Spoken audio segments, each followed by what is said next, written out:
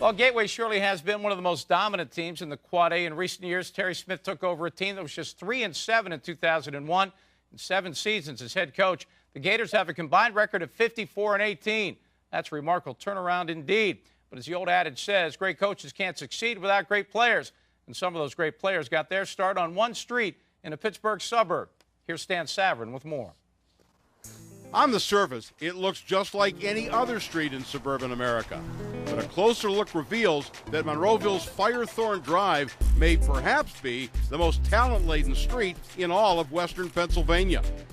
I like to challenge any street, you know, and a lot of people may think it's like Frankstown Avenue or Penn Avenue, which goes for miles. I mean, we're talking a street that's maybe 40 houses, 50 houses. You know, it's not a large street. It's a relatively small street in Monroeville, and you know, it's just that pride on the street. It's a close-knit, all the parents on the street look after all the kids. It's truly a throwback. The small street has produced a litany of Division I players over the years.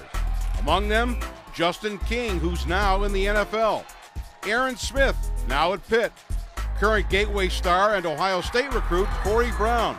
And Terry Smith himself, who offers a unique opinion as to why this one street serves as the foundation for so many kids to develop their athletic prowess. There's special water on Firethorn. No, I'm just kidding. You know, Firethorn is a unique street. It's a throwback street. If you drove down that street today or tomorrow or next year, all you see is little kids playing, and it's always been that way. So what happens is you develop a certain athleticism because you're running and chasing and cutting and stopping and starting. Every day, like some kids, they'll be inside playing Xbox or PlayStation. But on Firethorn, everybody's always outside playing football or tag or whatever, basketball. We're just always active.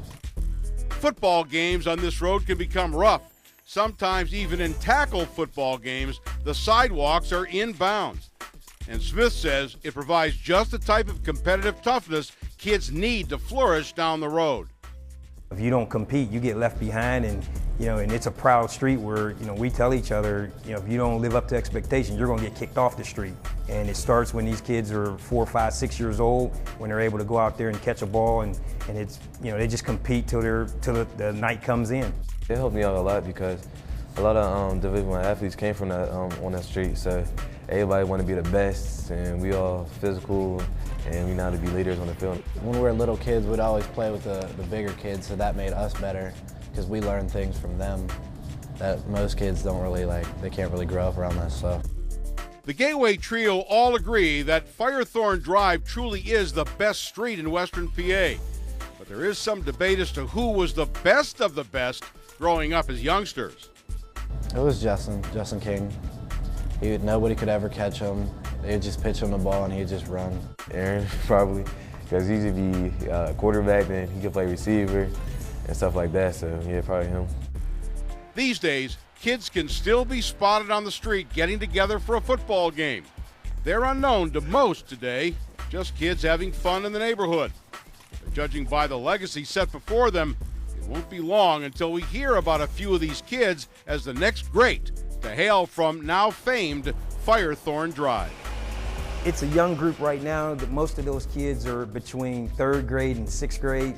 So in a couple years, you'll see them, and it'll be plentiful because they're pretty talented. I've seen them and they can play. Just take a look at some of the notables. Harvey Smith, Terry's brother, B.J. Stevens, he's currently there. Corey Brown, currently one of the stars. Justin King, a guy they couldn't catch. Aaron Smith still makes some noise at Pitt. Hopefully that'll happen soon. The Gays, I remember John at West Virginia. That is quite a street and quite a legacy.